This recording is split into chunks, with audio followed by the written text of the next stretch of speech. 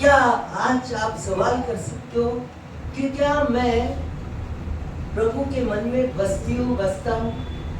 क्योंकि दाऊद के बारे में परमेश्वर कहता है ये तो मेरे मन में बसता है। क्या आप परमेश्वर के मन में बसते हो?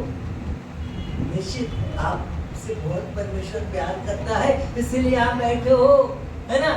परमेश्वर आपको चाहता है, इसीलिए आप यहाँ बैठे हो, यूं ही बैठे नहीं।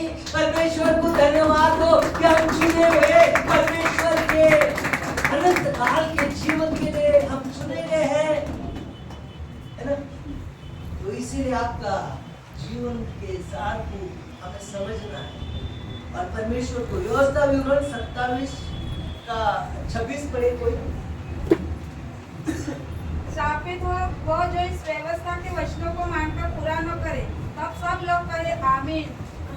देखो अभी तो बहुत खतरे वाली बात है। पहले तो बहुत आशीष में मजा आ रहा था, है ना?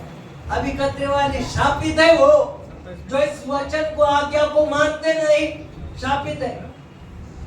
बहुत बड़ा खतरे का घंटी बज गया। क्या आज से हम वचन मानेंगे? वचन मानने की कोशिश तो करो, प्रभु आपको सहायता देगी। कई बार शैतान कहता है ये तो वचन बहुत कठिन है, तुझसे नहीं होगा। उस समय क्या करना है? अपने घुटनों पर बैठो, परमेश्वर से कहो, परमेश्वर इस वचन को, इस आज्ञा को मानने के लिए मुझे सिखा, मुझे बल दे, मुझे सामर्थ दे। और खुद ब खुद परमेश्वर आपको सामर्थ देगा और वचन आपके जीवन में पूरा करेगा। शैतान डरा देगा, ऐसा मत करो। शापित है वो लोग जो परमेश्वर के वचन को नहीं मानते, क्योंकि परमेश्वर आने के समय में उन्हें उठाकर नरक कुंड में डाल देगा। चिल्लाएंगे, तड़पेंगे, लेकिन परमेश्वर कहेगा यहाँ से वहां से यहाँ कोई नहीं जा सकता। आमिर आदमी की कहानी सबको मालूम है। जिंदगी भर अपने चैन में खोया है। परमेश्वर ने बाइबल में लिखा नहीं कि वो पापी था। लिखा है क्या? अमीर आदमी और गरीब आदमी का उदाहरण है लाजर का। लिखा है क्या पापी था वो करके? ऐसा कहीं लिखा नहीं। बस एक ही गलती उसने किया, अपने पड़ोसी से प्रेम नहीं किया। बराबर है ना? अपने देवड़ी पर बैठा था जो लाजर, उसे खाना नहीं दिया। ये बड़ा मजे के साथ मेज पर बहुत अच्छा खाना खाता था और उसकी छूटन पे ये आदमी जीता था। दोनों मरे। लाजर गया स्वर्ग में, ये गया नरक। उंगली डुबाकर मेरे मुंह में डाल, मेरी बहुत अंगार हो रही। अमीर आदमी कहता है हे परमेश्वर, एक उंगली डुबा। कहे उसे लाजर से कहे एक उंगली को डुबा कर मेरे मुंह में, जुबान पर डाल। मैं बहुत तड़प रहा हूँ, मैं बहुत, मेरी अंगार हो रही। अग्नि अग्नि अग्नि, बहुत परेशान हूँ और मुझे कोई आसार नहीं यहाँ से निकलने के लिए, कोई दरवाजा ही नहीं है यहाँ से निकलने के लिए। तो क्या करूँ? परमेश्वर डाल। परमेश्वर कहता है कि यहाँ से वहाँ, वहाँ से आप कोई नहीं जा सकते। क्या आप दुख में जाना चाहते हो?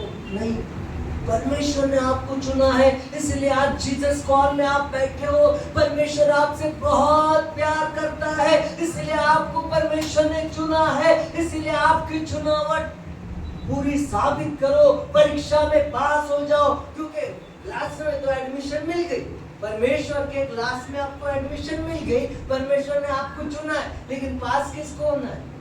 आपको होना है ना। ऐसा तो नहीं जा पेपरा मास्टर के पास, मास्टर के मन में आएगा तो कर देगा पास, ऐसा तो नहीं ना। अभी आपके आज्ञा मानने से आप पास हो जाओगे। तब पास होना मतलब परमेश्वर के जीवन में प्रवेश करना है ना। इसीलिए आज्ञा को मानना है। लास्ट वचन हम पढ़ेंगे 22 मत्ती की 22 37-38।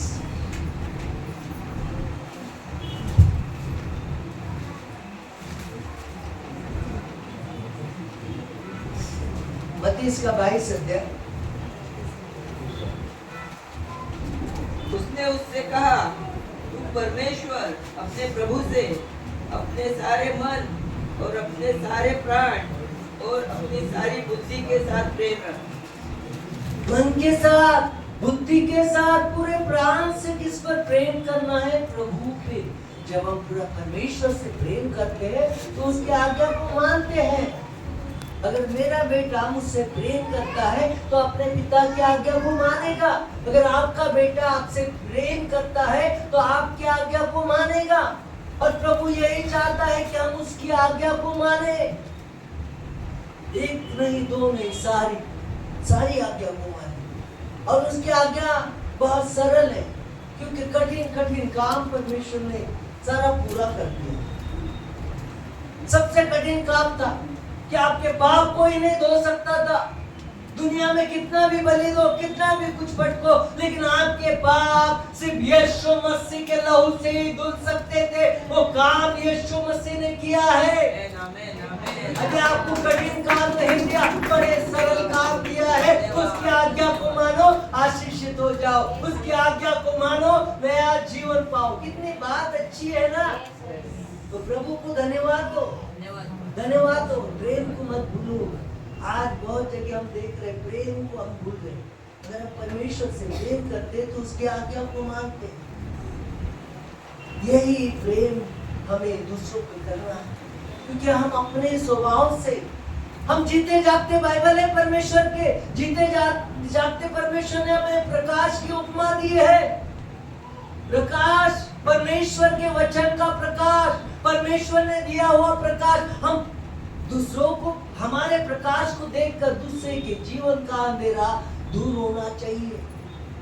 बोलते, चलते, जागते, उठते, सब जगह जाते हुए परमेश्वर का वचन आपके जीवन में काम करे।